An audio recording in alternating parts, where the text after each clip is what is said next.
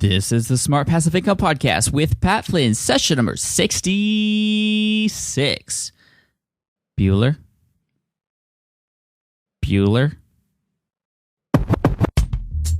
Welcome to the Smart Passive Income Podcast, where it's all about working hard now so you can sit back and reap the benefits later. And now your host. He used to create stop-motion movies when he was a kid. Pat Flynn. Yo, what's up? This is Pat Flynn, and welcome to session number 66 of the Smart Passive Income Podcast. We are currently in research mode, in heavy-duty research mode, in preparation for the upcoming Niche Site Duel 2.0, which is a live case study where I'm going to be walking through the process of building a website from scratch, picking the niche, building the site, creating the content, marketing it, revealing everything along the way, good and bad, with the hopes of getting it to rank high in Google and eventually start to earn an income from it. I've done this before a little over 2 years ago with Niche Site Duel 1.0, and it was a complete success. Not only did I take a site from nothing to number one in Google in less than 3 months and created a brand new income stream for myself, one that has since earned over $50,000, but it also showed a lot of other people what to do step by step, and also what not to do, because I definitely made some mistakes along the way. That's part of this process. And hundreds of people decided to take action after that and followed through and have created sites of their own. Many of them now earning a side income, and some people even doing so well where they got to quit their jobs and are starting their own sort of businesses and empires based on those niche sites that they created initially. You can find all the documentation regarding that process over at nichesiteduel.com. That's for Niche Site Duel 1.0. However, that's going to be the home for Niche Site Duel 2.0 as well, for those of you out there who are wondering sort of where all that's going to go down. nichesiteduel.com. Now, a lot has changed since that first go-around, which is why I wanted to do this again. And this time, I'm taking a more sort of educational approach before I get started. And what I'm doing is I'm interviewing a ton of experts in search engine optimization, in content creation, and keyword research, people who know and are experiencing what's working today. And if you're listening to this in the future, again, I recommend you check out nichesiteduel.com, which is where this new case study / experiment will be housed. And any updates to the strategies that happen between now and whenever you're listening to this will be posted there as well. So what I'm doing is I'm interviewing all of these experts and asking, well, really just what's working today, so we can use those strategies for when I do the Niche Site Duel, and a lot of you who are following along can use them if you choose to use them as well too. And so for the next 2 or 3 episodes, you're going to hear different experts' takes on sort of what to do today to get a site ranked in Google and to have it perform really well. And today we're going to start with Spencer Hawes from nichepursuits.com or nichepursuits.com, however you want to say it. Spencer and I just recently met in person last month at Social Media Marketing World, but we've been really good friends online for probably close to 2 years now, and he makes a living and he's been doing this for a while, by building niche sites. And now, also more recently, he's adding to his income stream because he has an amazing tool out there that's doing really well, and it's really helpful for keyword research. That tool is called Longtail Pro, and it's actually the tool I'm going to be using in my demonstrations for Niche Site Duel 2.0. I know I've promoted Market Samurai before, and I still do. It's a great tool. I still use it today, but I just wanted to give a lot of you the sort of other side of the story with Longtail Pro and show you how that works, because a lot of people are using that tool right now, and I want to show you sort of how I use it to the best of its ability. I'm really starting to enjoy the software, so I'm really looking forward to sharing that with you. Anyway, Spencer is on today because, well, for one, he's just awesome and super cool, and more recently, he ranked a niche site of his own. He's going to share with us, his keyword selection process, how he got the website to rank, and other cool tips and strategies that you and I can take away as we prep for the official launch of NSD 2.0. So without further delay, here's the very educational, inspiring, and informative interview with Spencer. Actually, before I begin, like with all of the research I'm doing right now, I'm just hunting for what seems to be working right now, but I have yet to decide exactly what strategies I'm going to use. So just keep that in mind. Some of what Spencer says I might follow. A lot of it I'm sure I will. Other things that he and other people suggest, I might not. So you're going to see a post announcing my exact strategy, or at least the plan, and the step-by-step process to go along with that I'm going to take sometime soon on the blog. So make sure you head on over to smartpassiveincome.com when you have a chance, subscribe to the updates, sign up for the newsletter, and if you haven't already, just do it now. So in the meantime, once again, here is Spencer from nichepursuits.com. Whether you have a site already or not, this stuff is going to be helpful for you. So let's do this. All right, what's up, Spencer? Thanks for coming on the show today. How are you? Hey, I'm doing great, Pat. It's great to be here. I appreciate it very much. You know what? We're really excited to have you on here for a number of reasons. You have a blog at nichepursuits.com that has pretty much exploded the last couple of years. I've been following you for quite some time now, and recently you've been doing some really cool stuff with some new niche sites that you've been creating and sharing publicly on your site, and we'll get into that. But before, I want to kind of start from the beginning and talk about you and sort of how you came to be online. So why don't you just kind of give us a quick rundown of how you got started online? Absolutely. I really started out building websites more of just a hobby to see if I could get something up online. Back in 2005, I think, was the first time I bought a domain and tried to build a website. And it was really just to see if I could learn some HTML, get something on this thing called the World Wide Web, and see what would happen. I had really no intention of making money from it. It was just sort of a hobby that I did after I was done working for the day, just dabbled around a little bit. And then I decided, well, why don't I create something that I'm actually interested in? And so my very first blog was actually a finance blog, a personal finance blog, because I was in the financial services industry. I got a degree in finance. And so it was something that I was somewhat knowledgeable about. And I figured I can, put up this great blog and, try to, at that point I decided, let's see if I can make a little bit of money. But essentially, I didn't know what I was doing as far as getting traffic and marketing and developing a true readership for that blog. And it went nowhere. But that initial experience led me to researching, how does Google work? How do the search engines work? How do you actually get people to come to your site? And all these other things. It opened up a whole world for me that I explored for the next few years.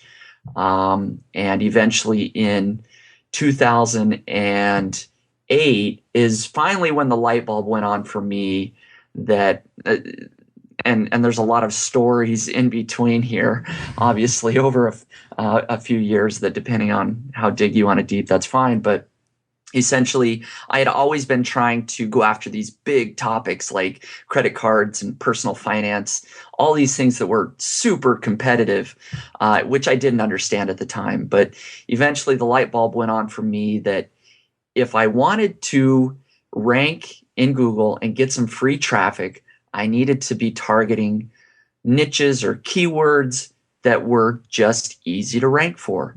And finally, when that light bulb went on, I built a couple of really small niche sites that didn't make very much money, but at about $30 a month each, that was more than I was making on this, other blog or other ventures that I'd put so much time and energy into.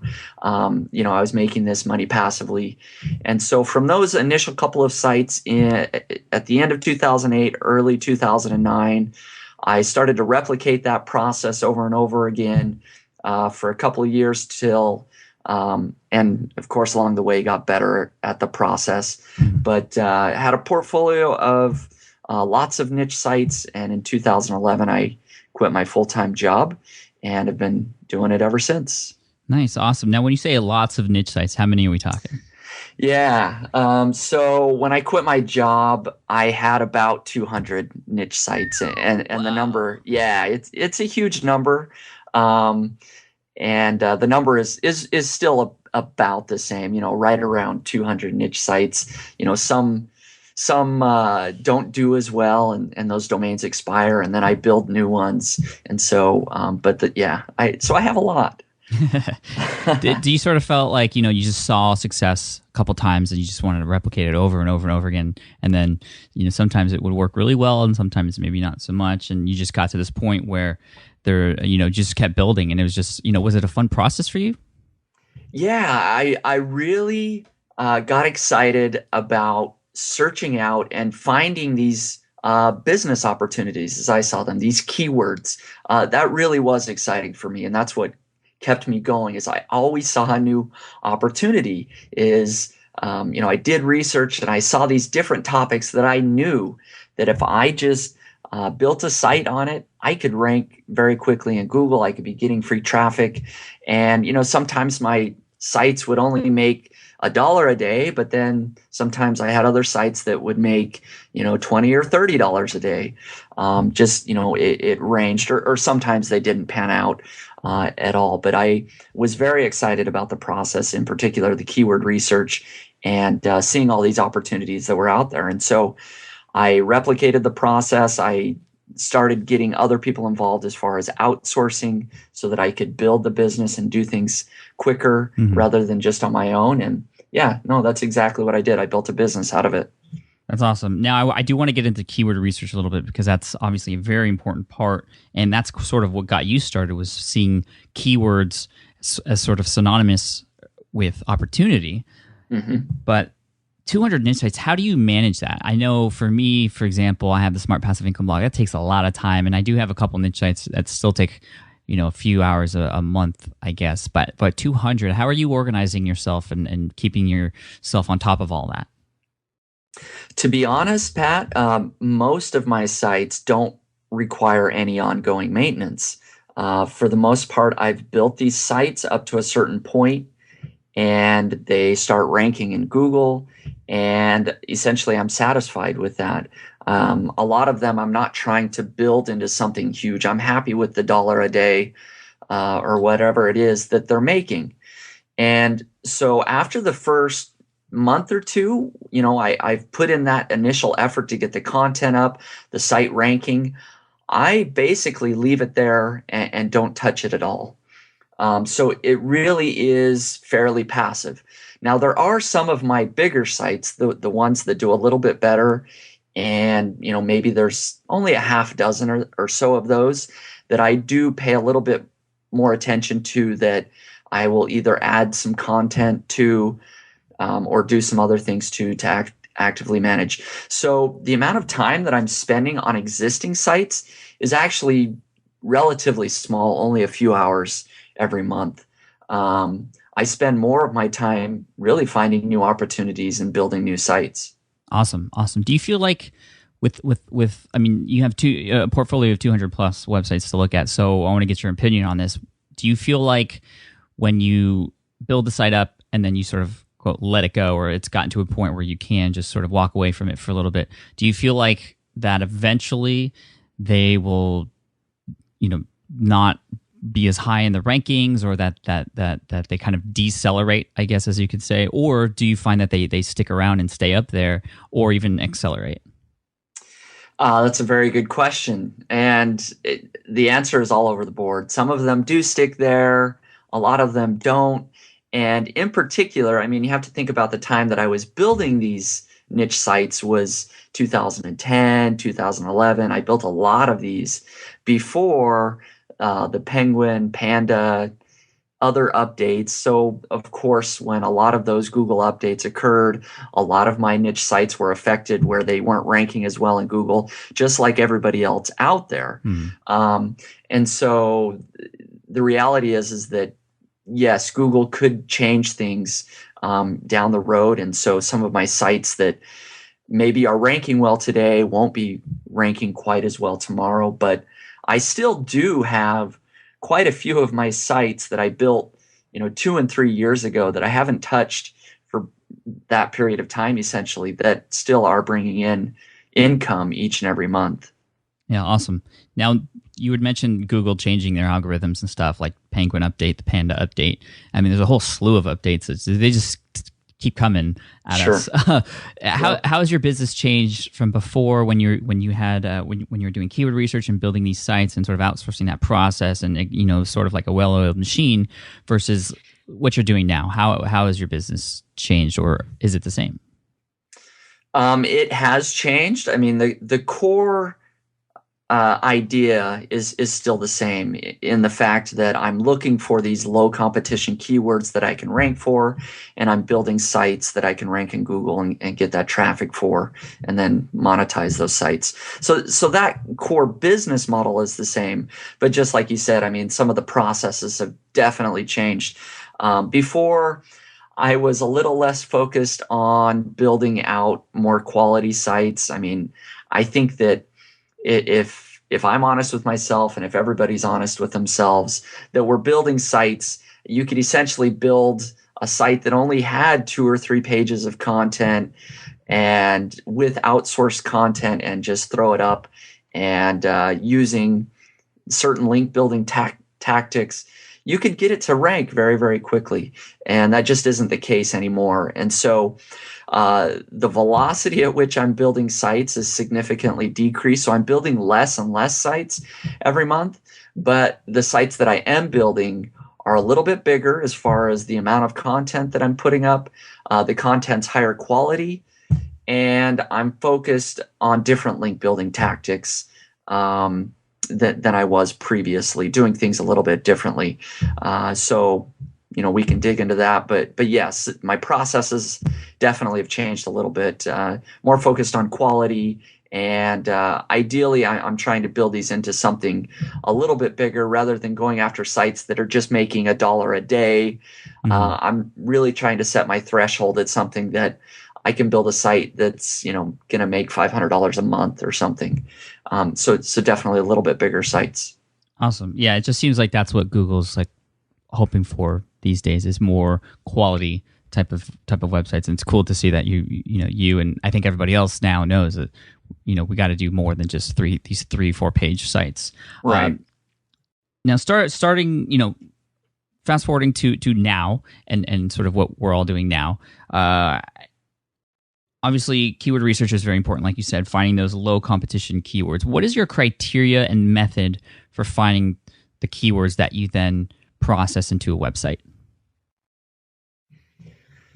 So there's some very basic things, like the keyword needs to get a certain amount of search volume every month. And so I like to find keywords that at least get 2,000 searches a month. And these are exact match searches.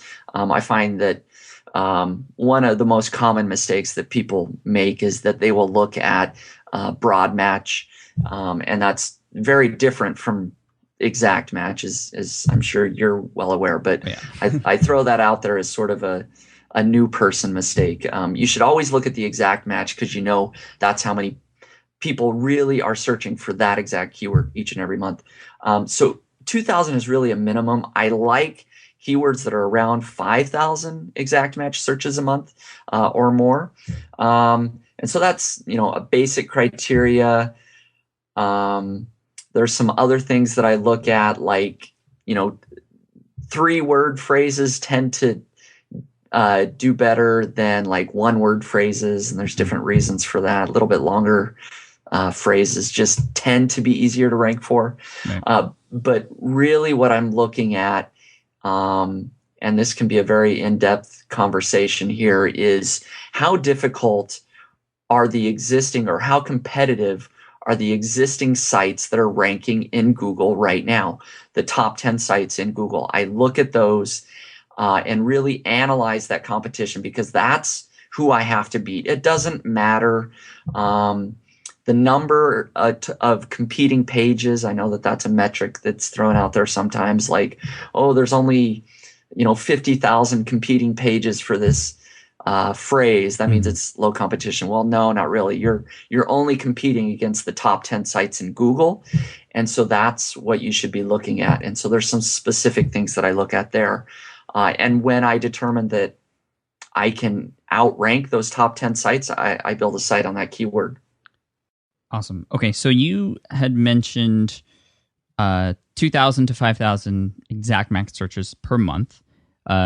3-word phrases, typically less competition just because there's more words in there than 1 or 2 word phrases. Now, how do you even start? Like, yes, this is the criteria, and we'll get into the sort of competition criteria in a second for everyone listening out there. But where do I even start? Like, how do I know there's certain tools out there. Obviously, you have Longtail Pro, which is an amazing keyword research tool that Spencer has created, like a great one that competes with Market Samurai, which is the one that I used to use, and I'm actually using Longtail Pro a lot more now. So what those tools do is it shows you this data of how many searches there are for a particular keyword, and also the sort of competition metrics. But where do you even start? Like, do I just start putting random words in there, or start putting things I like in there and seeing what comes up? Well, you could. You certainly do have to start with some sort of seed keywords. And there's lots of different ways that you can go about brainstorming for these seed keywords.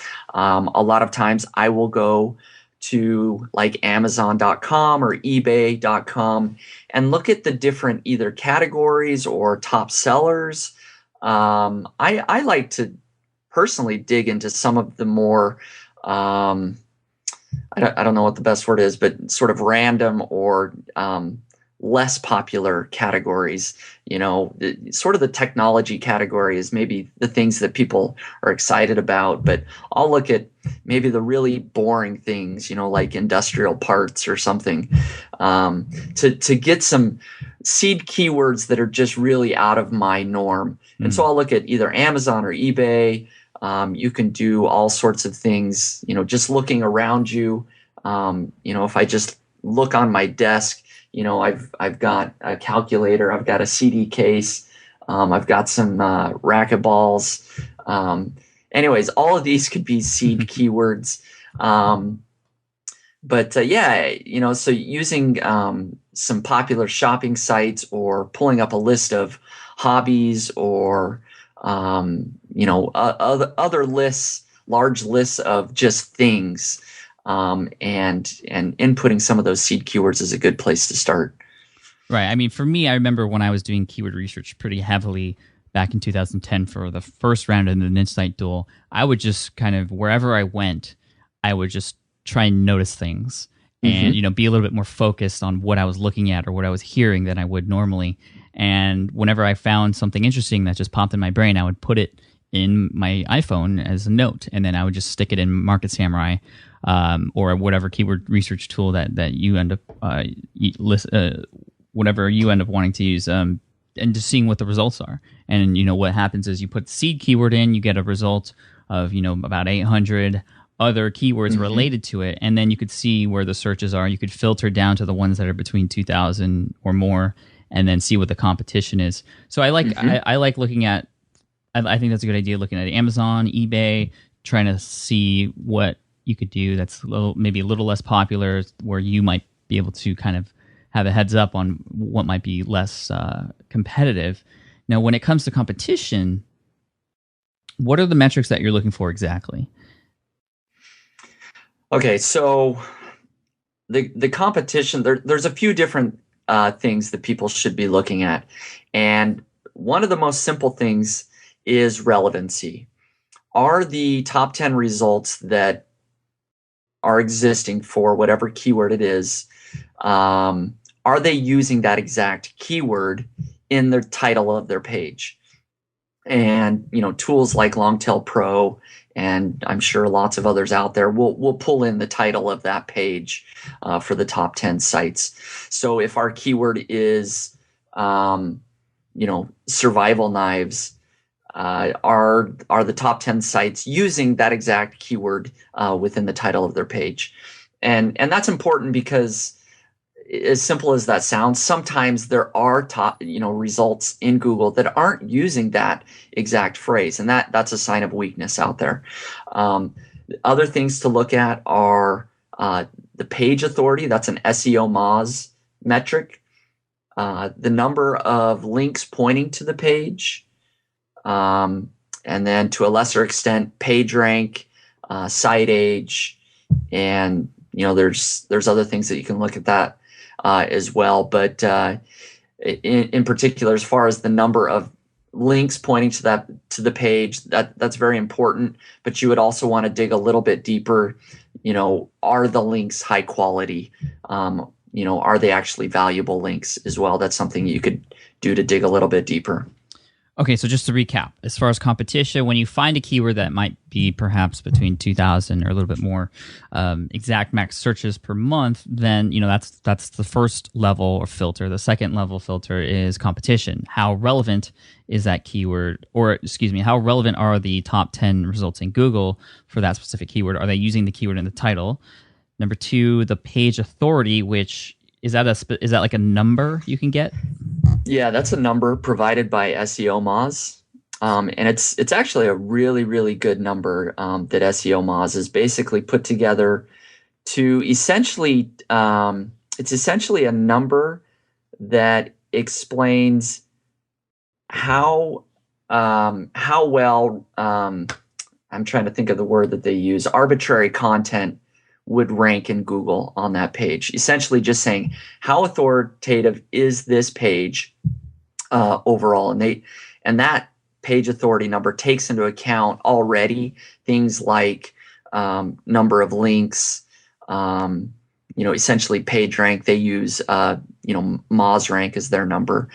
So it already takes into account a lot of those things, this page authority number. But yeah, just how authoritative is that page overall.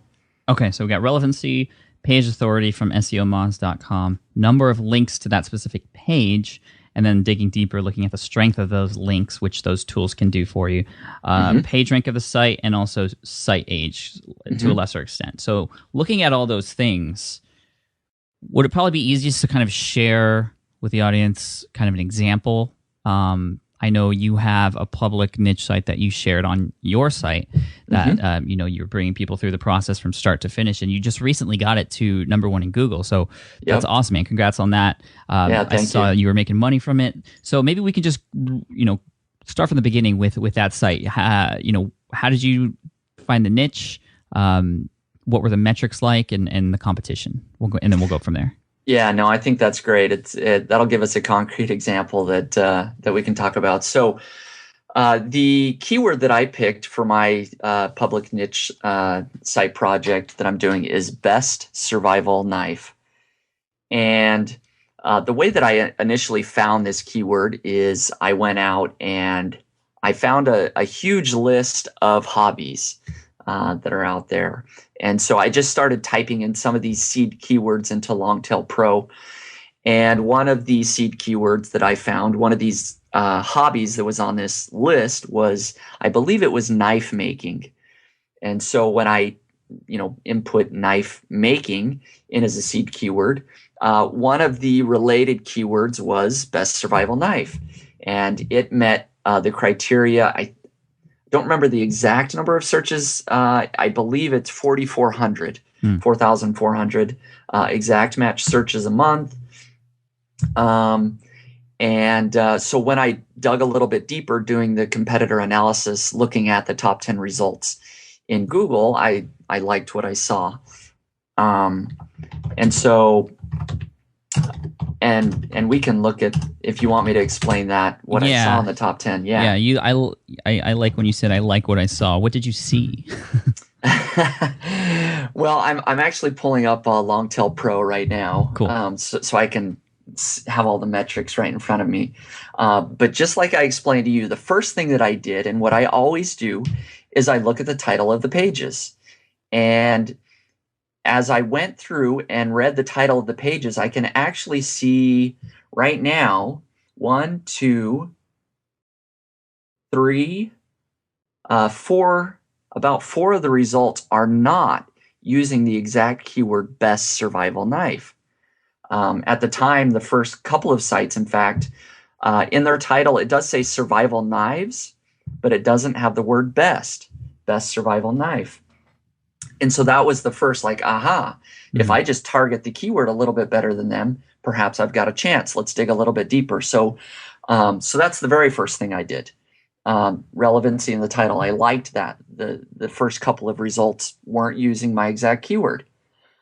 Then I looked at both the page authority and then the number of it's called juice page links that I look at. Again, this is an SEO Moz metric, and we pull all of these metrics into Longtail Pro. Cool. But essentially, juice page links, that means the links that actually matter, that are actually carrying some weight, that perhaps have some authority. And when I saw that, I can still see that there's about 5 or 6 of the results that are in the top 10 of Google that have less than 10 juice page links. So they have very few quality links pointing to their site. What would be a number that would be a red flag for us for juice page links? I personally like to see multiple results that have less than 20. Once you start getting above 50 or so, that's usually just something that I avoid, because I like to find things that are a lot less competitive. So 20 or less is maybe a good rough number. And I always like to see at least 2 of the top 10 sites in Google that have weak metrics. So, there's certainly multiple here, but I don't like to just see one weak site in the top 10. I like to see at least 2, if that makes sense. Yep. And so I look at the juice page links, and then I can kind of confirm that with the page authority that I'm looking at here. Usually a weak page authority is 30 or less, and I do see a few results here that have 30 or less. And so those are the primary things that I look at, and then I do. It's kind of an older metric, but I still, people like to look at PageRank still, and so I'll go over and look at the PageRank, and I can confirm that there's 2 or 3 results that have either a 0 or no PageRank here. And so overall, it looks like, competitive first page of Google. So that's kind of very quickly how I look at things and what I saw in particular for this keyword. Okay, great. Question for you. At this point, you found a keyword that meets all the criteria. You're getting excited. Do you know anything about best survival knives? No, not really. It's one of those things that that I needed to do some research on, essentially. So no, I wasn't an expert on survival knives by any means. But what I did, and I don't always do this as in depth. I usually will just hire people that know about survival knives or whatever. Okay. But I actually dug, because this was a public project, I actually did dig in and do a lot of research on my own. Mm-hmm. And in fact, what I did at the very beginning is looked at all of these sites that are currently ranking in Google and thought to myself, how can I create something that's actually more valuable than they're providing right now? What can I create that is going to answer the person's query when they type in best survival knife, that's going to give them better information than what's already out there? Yeah. And so when I thought that, and looking at the results, I really, basically what I saw was a bunch of lists. These websites would list, here's what we think are the top 5 survival knives, or here's the top 10 survival knives. And they didn't really give a lot of reason. They sort of just said, here they are. And so I thought, you know what? I bet, and as I did my research, I discovered that this is the case, that really the best survival knife depends on what situation you're in. What are you using it for? Are you hunting? Are you just camping? So everybody's best survival knife is probably going to be very subjective. It's very different. And so I decided to compile a huge list of 50 potential survival knives and created a comparison shopping chart is what I did, that had all sorts of things from, price to quality of the steel to the length of the knife, and other things that people could then come to my site and could sort the different columns based on whether they could afford a certain knife, or the quality of steel they wanted, or how big of knife they wanted, Mm-hmm. and find the best knife for them. So you're actually building something useful. Yeah. That's what I'm trying to do. Definitely, is that I basically wanted to really have the best resource out there for survival knives, and I think I've done a pretty good job.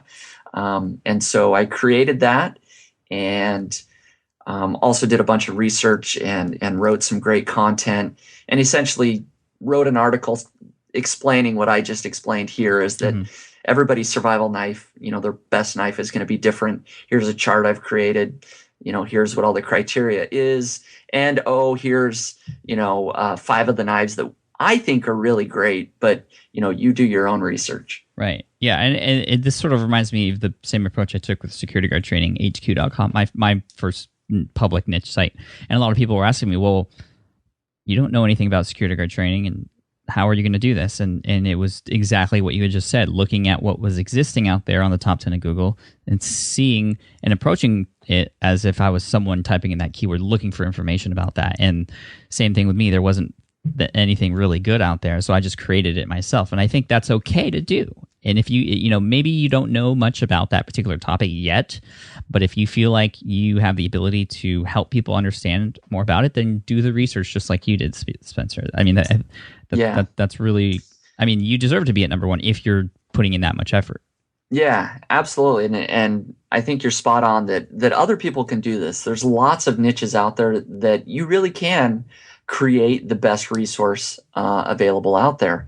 And in addition, since creating that chart and some of the initial content, I've now actually gone to elance.com and hired somebody that is an expert on camping, survival gear, and other things to produce additional content. So now the additional content that's going up really is written by somebody that has used all kinds of knives and does know what to look for a little bit better than I personally would. That's awesome. Okay, so I think the question we're all waiting for here is, well, how did you get it to rank so high in Google? Well, to be honest, I think what I just explained is exactly why, because of the keyword research. And I always stress this so much, that the keyword research is by far the most important thing that you can do in creating these niche sites. And I know what we're going to get to, but I do want to stress this, that finding that low competition keyword is by far the most important thing that you can do. If you find a bad keyword or a super competitive keyword, it doesn't matter how great your content is or how good your links are that you build to your site. Chances are you're not going to rank anywhere. And so keyword research is how I got it initially to rank, or as one step. The great content, I do think, is so important. Yes, you can still get poor content to rank, unfortunately, on Google, but I think for the longevity of the site, you need to have great, useful content. And then the final thing that we can dig into here is link building. I did have to do some sort of link building to get the site to rank in Google. I did a few different things to build some links to the site. Yeah, I had just posted an article. A lot of you listening to this may have read that or have seen the video with Alex Becker from SourceWave. And in that article, I talk about how really we have to do some kind of link building. Whether, there's different kinds of link building. Obviously, the one that Alex shared was a little bit more gray/black hat than, writing guest posts, for example. But either way, you still have to create links, I think, in order to give yourself a little bit of a push. So I'm interested to hear about sort of what you did. Yeah, when it comes down to it, you do have to let people know that you're out there, and that includes, building links so that Google knows that you're out there as well. So here's my basic process. When I build my site and when it's brand new, I did what I'll call very minor link building for the first month or so. I did do some web directory submissions, some very basic web directory submissions, and nothing fancy here, just to 15 or maybe 20 general web directories that sort of let Google know that I'm out there. And of course, these directories would list me there as well. Where are these web directories? Like, can you give us an example of one, perhaps, just so we know what kind of site you're talking about? I would have to pull up my list. I've actually, and I will give a reference to where I got all of these web directories is pointblankseo.com. John over there at Point Blank SEO. Awesome. Essentially that's where I got this list, and let me see if I can find any real quick. I mean, well, I'll link to, or you can just send me a link later, and I'll put it in the show notes. So don't worry about it. So we'll keep going here. There's like technorati.com, blogs.com, alltop.com, other web directories like that. Okay, and they happily accept, your URLs for new sites. All of them won't. Some do have a manual process that you may or may not get approved, but a lot of them, you'll get approved. So you won't have 100% acceptance rate, but you will get approved on some of them. Okay, absolutely, for new sites. Cool. So after I do that, or around the same time, I'm also going out, and I did this myself, making blog comments on relevant blogs. So I went out and found bloggers that were writing about survival knives or survival gear or emergency preparedness, related topics, and would actually read their article and make a genuine comment. So they weren't spammy comments where I just said, hey, come check out my new site. I basically just said, hey, great article, and with my name, like any sort of WordPress comment, your name links to your site. So so you wouldn't put any sort of anchor text in there as your name, which I know a lot of people do. Didn't. Some people do that when they leave comments on my blog still, which I'm like, I didn't. I didn't worry about any anchor text. Is just my name, essentially, for the most part. And what this does is it initially just gets you some links, and I will mention that these were no follow links. Probably I didn't worry if they were do follow or if they were from a high page rank. I just wanted to find relevant blogs and wanted to leave a comment. And again, these are just sort of a base of links to get some relevancy, because Google does look at where links are coming from as far as are they relevant. So I think that gives me the relevancy factor. And also it gives me links coming from lots of different root domains. And that's also another thing that's important. You don't want thousands of links coming from one or two sites. You want, lots of links coming from lots of different domains. So that's what these base set of links gave me, that relevancy and lots of linking root domains. I think the relevancy thing is very important. And that was something when I was doing the Niche Site Tool 1.0 with the security guard training, relevancy didn't matter.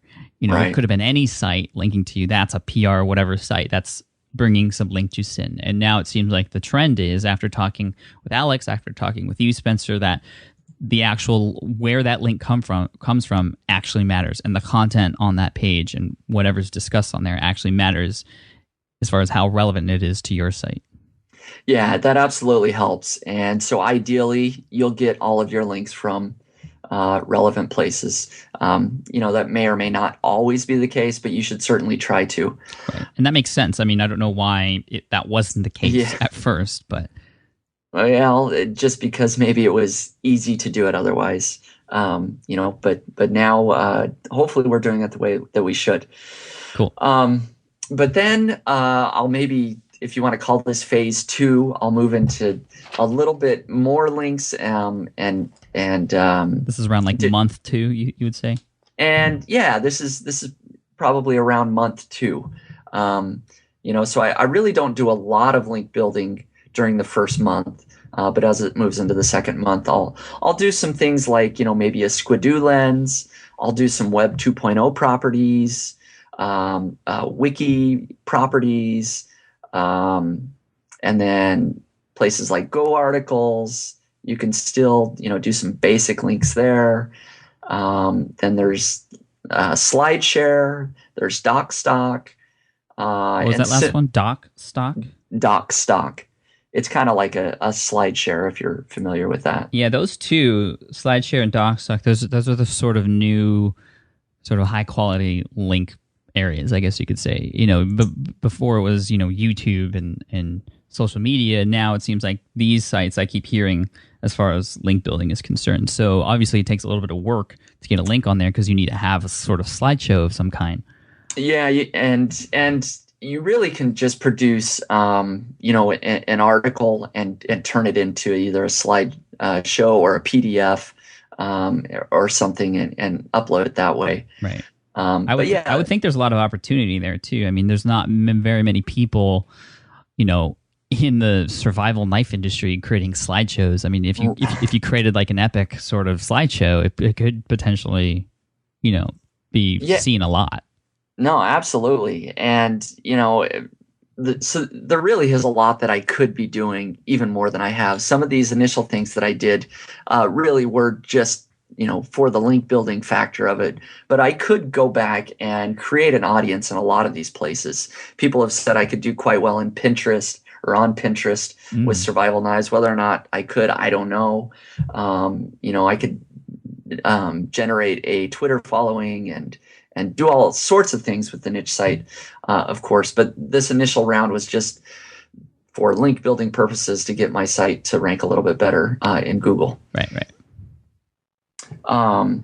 And so, yeah, those are some of the basic things. Press releases, you can do a press release or two, and that, it doesn't have to be super complicated. Again, it can just be basically an article about your site that you do and some basic social bookmarking. So yeah, that really is generally what I did for link building. And then there is one other tactic that I used, a little bit more advanced, that we can go into if you would like. It was involving using an expired domain. Right. That's sort of what Alex talked about a little bit. And yeah, it might be interesting to talk about that as well, because it seems like you're doing a lot more sort of quote white hattish stuff compared to just using expired domains. But yeah, I think to be honest and upfront with everybody, which you are on your website, it would only make sense to talk about that too. Yeah. So what I've talked about is initially what I do for any niche site, and a lot of times that is all that I need to rank a site. But if I do need a little more, an extra kick, a little extra boost, I may go to using expired domains. As you said, you did an interview with Alex there. And you can use them directly where you, and when I say expired domains, essentially, there's a whole process you can go through to find domains that have expired, perhaps even for a year or two, and then you can go buy them for $9 because they've expired. And when you buy them, they'll come back because there's lots of existing links pointing to these old sites that were sites. The page rank on these may come back as a 3 or 4 once you have them alive again, up and running again. So the one tactic is to then put content on that expired domain and link to your niche site.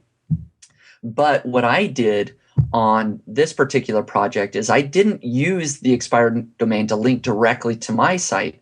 What I did is I actually found a webmaster out there that is in the survival niche that wanted a link from my expired domain that had a page rank of 4, pointing to his survival knife site or his survival site, and sort of in exchange for doing that, he then linked from his very authoritative survival site to my niche site, the bestsurvivalknifeguide.com. That's interesting. Sort of a 3-way linking. So, I was using this asset that I had to essentially generate a link to my niche site. And I did do that once. There's one link pointing to my site using that. Do you think that helped, that one link? It certainly didn't hurt. I think that it did help. I mean, it's so hard to know which link caused the increase in rank, but yeah, I definitely think it helped because it's coming from this guy's site, which is a very active, real blog community with great content, and I got a great link from one of his pages in content that absolutely I think it helped. Okay, awesome. Is there any sort of takeaway that the audience can have as far as that strategy is concerned, or was that sort of just is that something you could duplicate again? Yeah. I mean, I think that you could duplicate that. You would have to go out and find people that would be interested in doing this. So you'd need Right. to contact individual webmasters, and that can take some time to find related blogs and essentially pitch them on the idea. But definitely, people could go out there and do that, and perhaps have it work for them as well. Cool. Very cool. Now, the last part of the puzzle before we finish up, and again, thank you so much for your time, Spencer, and all the knowledge, is monetization. And I remember back in the day, Niche Pursuits was all about using AdSense to generate an income, and it was going very well. Would you mind sharing sort of what happened and then sort of where you're at now and how you're monetizing your new sites? Yeah, I can dig into that. It's a little more painful, as you know, but Yeah, I'm sorry. no, but all is good now, so it has a happy ending. But yeah, so my primary strategy was monetizing with Google AdSense, and the reason I did that is because there are so many keywords that you can monetize with Google AdSense that you can't monetize with other things quite as well. For example, I think your niche site, the Security Guard training site, is a perfect example. Right. You can make a lot of money with Google AdSense, but you can't really make any money with Amazon Associates. I think I made like $6 in the last 2 years through Amazon Associates by links to like batons and stuff like that. But yeah, and you've tried, you've tried other methods, but Google AdSense just works well. And I think there's just thousands and thousands of niches that work so well with Google AdSense. And so that's what I did. And it's easy. You build the site, you throw up Google AdSense, and you're done. Well, it seems like about a year ago, the Google AdSense went through this rampage where they started closing all sorts of accounts, and my account was closed. For whatever reason, I didn't get a good explanation, just a template email from Google AdSense. And at the time that my account got closed, I was making about $10,000 a month from Google AdSense. So it hurt, quite a bit. And so, anyways, to make a long story a little bit shorter, I went out and I found a way to get a new Google AdSense account, essentially by creating a new business entity and getting an AdSense account in that business entity's name. So I am still active and happy with Google AdSense on lots of my old existing sites. It's been a year since then, so I'm back up and running. And those sites are earning just like they were before. I put my new account code on the old sites, and everything's good. But for this new niche site project, because I'm a little bit more protective now of my Google AdSense account, I didn't want it publicly out there. I decided to monetize my survival knife site with Amazon Associates program. And so that's what I'm using for that. And it's actually going quite well with that. I actually think that Amazon is maybe even a better choice than AdSense would have been for this particular niche, because people can go to Amazon, buy the physical product for themselves, and I get a kickback of 6 to 7% based on whatever they purchase. Yeah, man, that's awesome. And how much money? How long did it take you to get to number one? And how much money are you making from the site right now? Yeah, and I only know the exact number of days because I just wrote a blog post on it. But it took me 62 days to reach number one in Google, which is pretty quick for people listening out there. I usually like to take 90 days before I really decide if I'm going to rank well. So 62 days, number one in Google. In the very first month. The first full month, so March, last month, I made, I think, $87. And this month, I just have made a little bit more than $300 from the niche site, about $320 for the month of April. And my goal is to hit $500 next month, so we'll see how it goes. Nice, man. And then again, once you get to a certain point, you'll probably just sort of let it be or have somebody else work on it for you while you create other ones. Is that right? Yeah, that's essentially right. I am still producing content for it. I'm doing lots of individual knife reviews on the site. And, it may reach a point where I've done, 50 knife reviews, covered all the major knives out there, that I let it sit for a while. But The additional content is helping a lot. I'm getting lots of great long tail traffic. Search queries are coming from all types of keywords now, not just my best survival knife keyword. And that's helping me obviously boost my bottom line. So as long as the income is increasing each month, I may just keep producing a little bit more content. But I do suspect that, yeah, I'll have it more hands off in probably a couple of months where I just let it sit and hopefully stay up at the top of Google and earn money each month. Man, that's so cool. Well done again. This question just popped in my head while you were talking. As far as the knife reviews, how are you writing those? Are you actually where are you getting the information to write those reviews? Yeah, so this is where I've actually involved somebody else because I'm not an expert on every knife. So I actually am having this survival expert that I hired off of Elance to do that research and writing of the articles for me for the most part. So I'm, nice.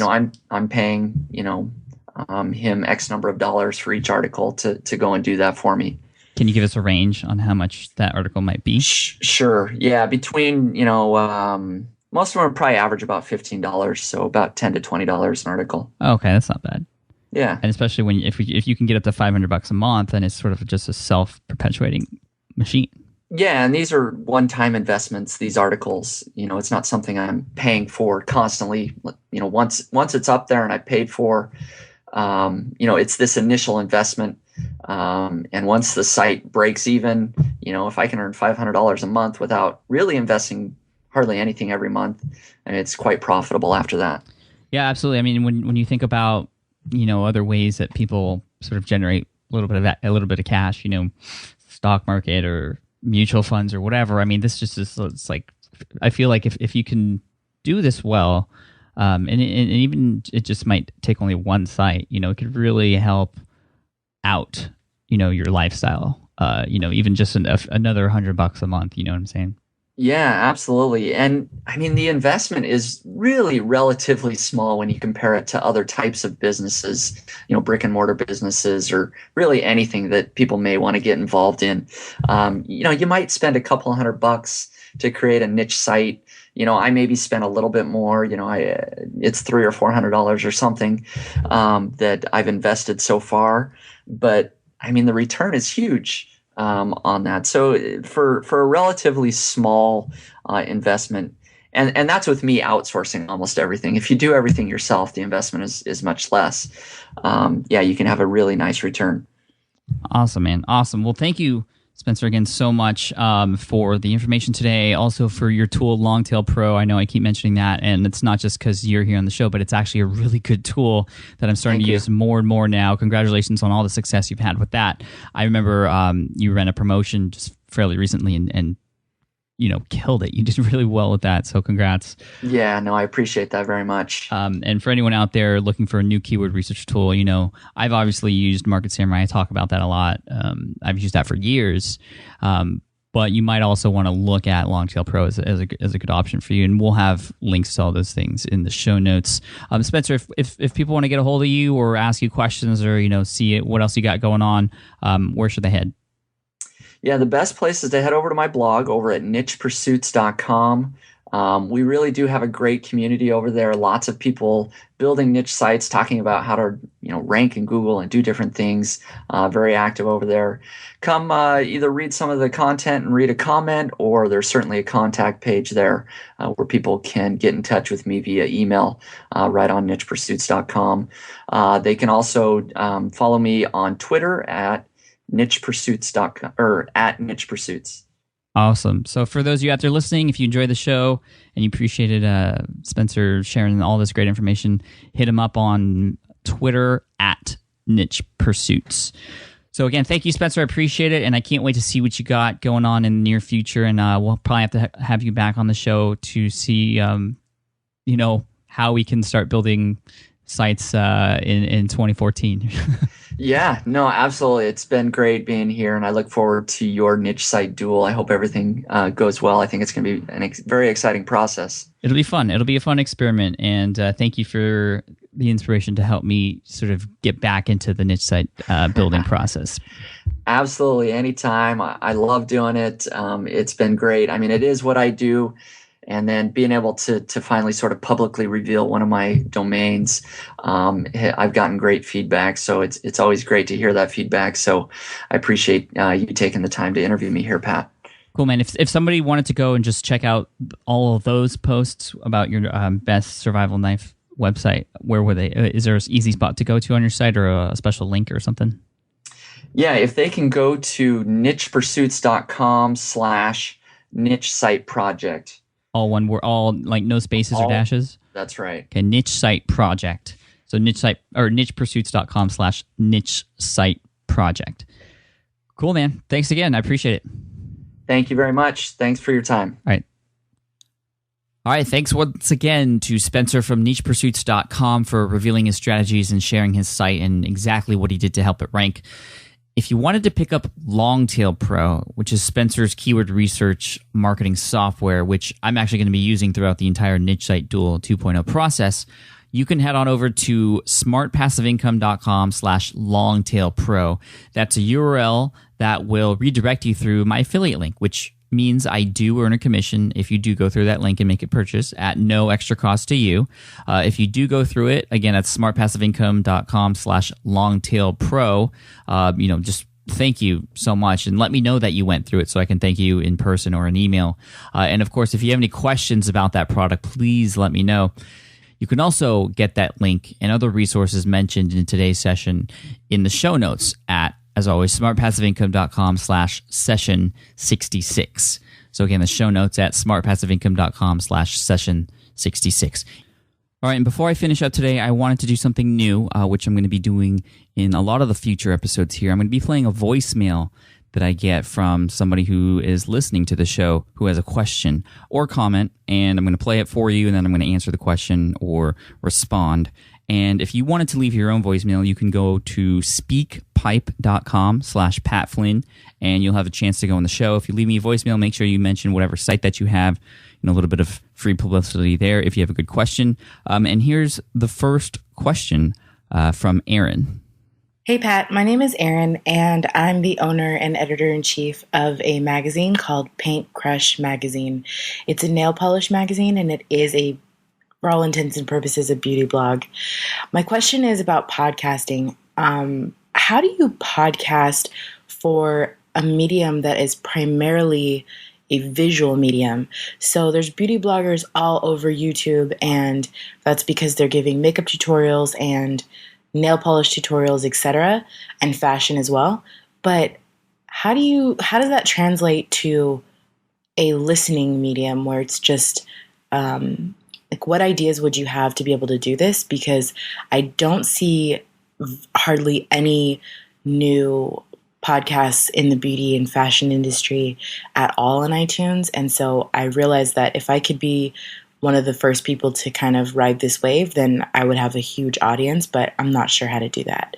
If you could help out, that would be great. Thank you so much. Bye. Thank you for the question, Aaron.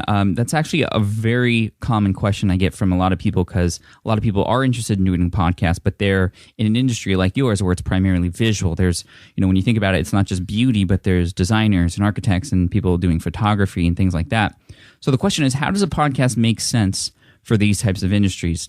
Or does it even make sense? And my answer is absolutely yes. Podcasting would make sense, although it may not seem like it at first for these visual industries. For one, like you said, there's probably relatively little competition just because it's not so obvious to create a podcast. And of course, if people are interested about a particular topic, they're going to want to consume information about it as much as they can. And if they have the option to do that with audio, they will, especially when they're on the go. They don't have access to a computer. They're at the gym or on a walk or whatever. But again, what kinds of things would you podcast about?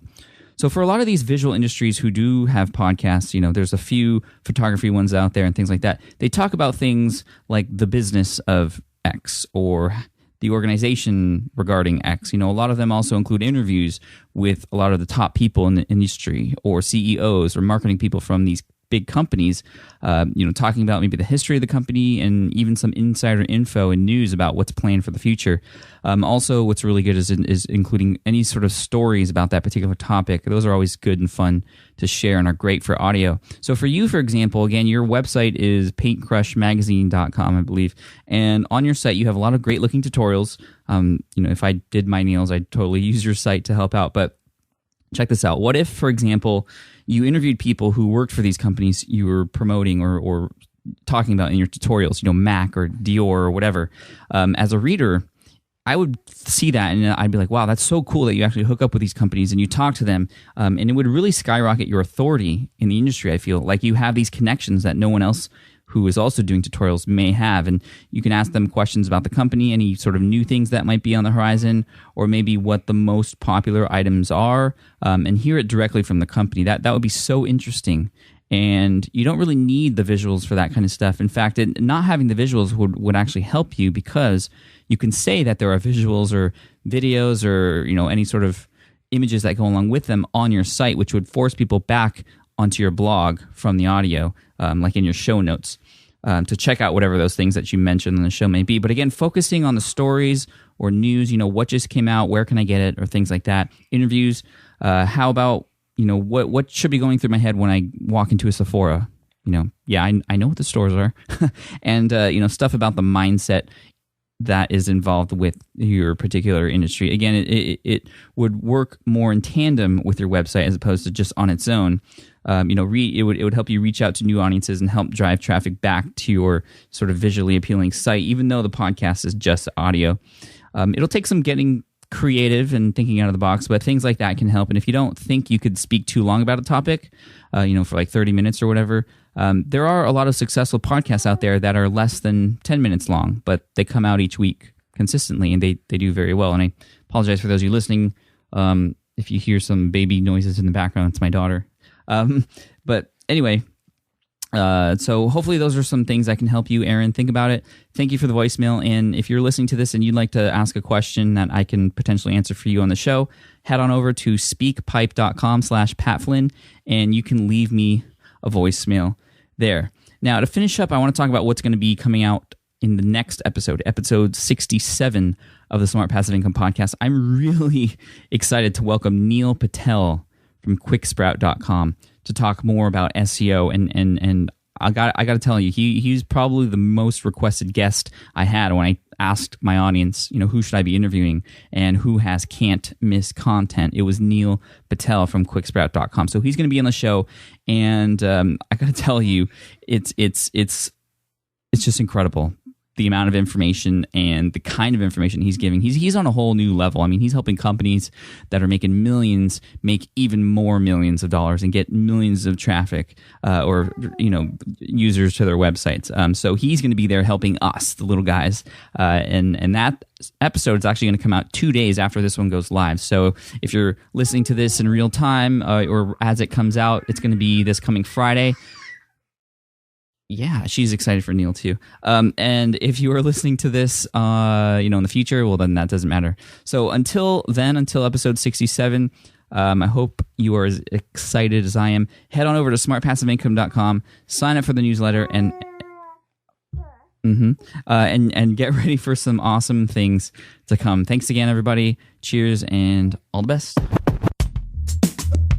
Thanks for listening to the Smart Passive Income Podcast at www.smartpassiveincome.com.